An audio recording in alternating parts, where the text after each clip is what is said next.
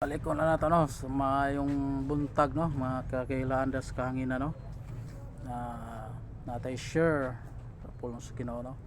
I hope ko nga aduna kamoy pagtagad sa pulong sa Ginoo ning kabuntagon no.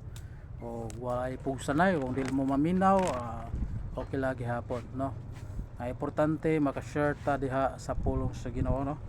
Mao na nga before ko madto sa mensahe magampo ko, Lord God, salamat takna sa kabuntagon, salamat sa imong protections pagkatulog man bisan pa man sa pulong among pagkatun-an karon ni kabuntagon ka magahatag kanako og lang itong kaalam, Lord God. Wala koy mahimo sa akong kagulingon, walay mong tabang gamita akong kasing-kasi gunahuna, Lord, pag-deliver sa imong pulong. In Jesus name I pray, amen. Ingon ta sa pulong sa Ginoo, mag-update ta sa Biblia.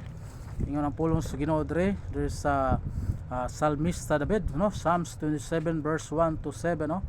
Yung pulong sa Ginoo, the Lord is my light and my salvation, who shall I fear? The Lord is my strength of my life, in whom shall I be afraid? When the wicked, even enemies and I foes came upon me to eat and up my place, they stumbled and fell. Though an host should encamp against me, my heart shall not fear. Though we should rise against me, in this I will be confident. One thing I have desire of the Lord, that will I seek after, that any dwell in the house of the Lord all the days of my life, to behold and beauty of the Lord, and to inquire in his temple.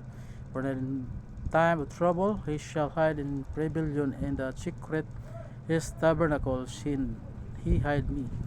Where shall set me up upon a rock, and now shall mine head are lifted up, mine enemies round about me no. Therefore will I offer in his tabernacles sacrifice of joy. I will sing ye, and I will sing praises to the Lord. Hear, O Lord, I cry, my voice, shed mercy also upon me, answer me. Manang ingon ang pulong sa Ginoo diha no, nang manay tale ni manay istorya may Psalmista David no, pulong sa Ginoo. Ingon siya nga akong Ginoo mao ang akong kusog no. Muna atong gitimahan ang minsay ang pulong sa Ginoo ning taknas kabuntagon no. Ingon ang pulong sa Ginoo da nga Jesus Christ is the light of the world no. Si Kristo mao ang kahayag sa kalibutan. Mao na nga istorya ni Psalmist David no, ning pulong nga ang iyang kusog no, the Lord is my light ug ang kaluwasan no. Ang Ginoo mao ang akong kahayag no, mao nang ug ang kaluwasan no, nang ang kaluwasan nga naa diha ni Psalmist David no.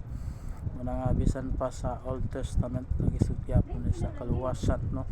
Lord is the light of strength no. Ang Ginoo makita nimo diha nga gisulti ni David no, Psalmist David nga iya ang kusog no. Siya ang kusog sa akong kinabuhi. Mao nang ang Ginoo maoy iyang kusog no.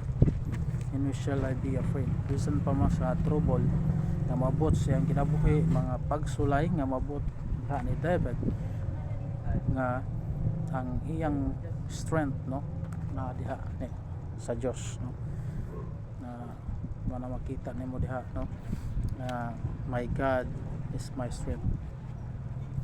Mo nga one thing day usa ka butang desire ni Psalmist David ni David sa iyang kasing-kasing nga mopuyo siya sa balay sa Dios no.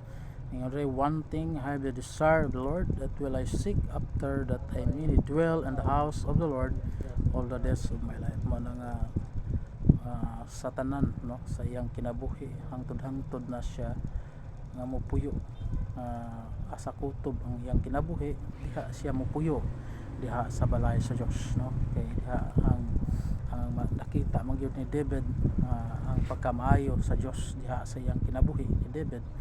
Nakita niya ang pagkamaayo sa Dios sa iyang kinabuhi no, diha ni David no. Makita nimo diha ang Ginoo naguban gyud kaniya. Makita nimo sa verse 6 no, ingon si David diha, I will sing no, mukanta siya sa mga alawitin, mga alawiton praises unto the Lord na mga pagdaig ngadto sa ngalan sa Dios no. Mga In other verse 7, Hear, O Lord, when I cry with my voice, have mercy also upon me, and answer me.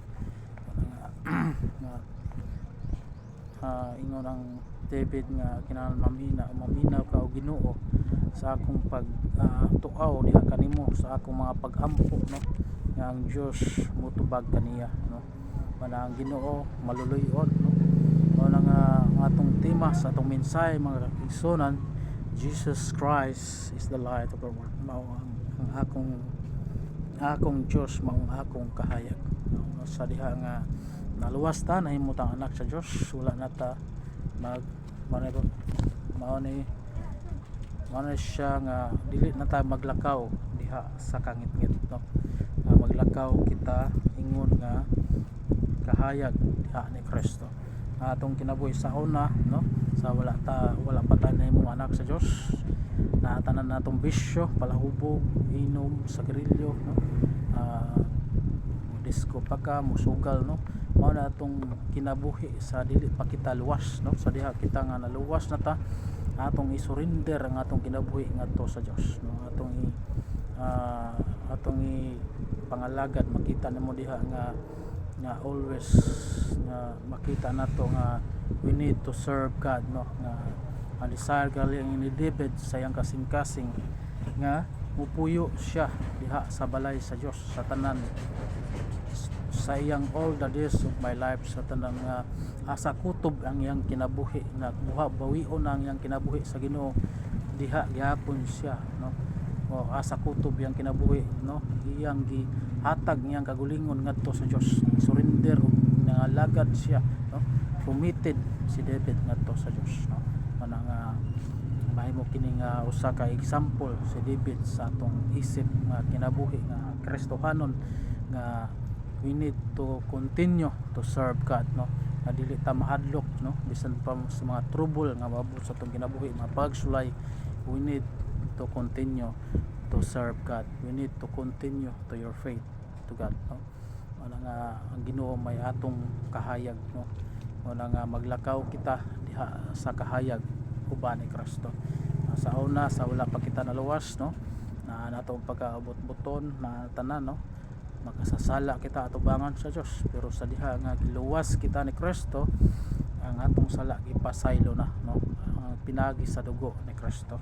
Ana makaigsunan nindot ang pulong sa Ginoo nga usa ka example si Psalmista David, na nga ang iyang kinabuhi gisurrender ngadto sa Dios, papangalagad, no, sa pag matinud-anon sa pagpangalagad ngadto sa Dios, no.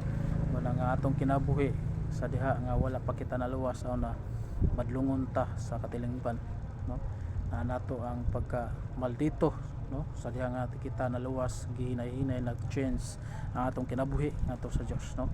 Mao na makaigsunan pamalandungi ang pulong sa Ginoo, no, sa diha nga wala pa ka naluwas, there are simple plan of salvation from God. Amen. Una nimong buhaton, repent and to accept Jesus Christ as a personal Lord and Savior. O nang put kang maluwas ang imong kalag, saligi si Kristo, no, sa imong kinabuhi, maangkon nimo ang kaluwasan sa diha nga imo nang gituhuan si Kristo nga imong Ginoo, panluluwas sa imong kalag, makaigsunan. Mao na ang sa diha kita nga naluwas na, nahimo kitang anak sa Dios. Mao na nga ang atong pareha ni David, nga ang desire sa ni David nga iyang gihatag iyang kagalingon ngadto sa Dios, pagpangalagad ingon pagani ni siya ni David nga usa ka butang nga iyang gi-desire sa iyang kasing-kasing nga mupuyo siya, mo dwell in the house of the Lord all the days of my life, no. Iyang man iyang gi-desire sa iyang kasing-kasing nga always siya nga mupuyo diha sa balay sa Dios, kutob sa iyang kinabuhi, hangtod nga mabuhian siya sa iyang gutlo sa iyang kinabuhi. Always siya diha nga nangalagad ngadto sa Dios, always siya nga mupuyo diha sa balay sa Dios, aron siya mangalagad ngadto sa atong buhi nga Dios. Amen. Magampo ta, Lord, salamat sa imong pulong. Jesus name I pray. Amen.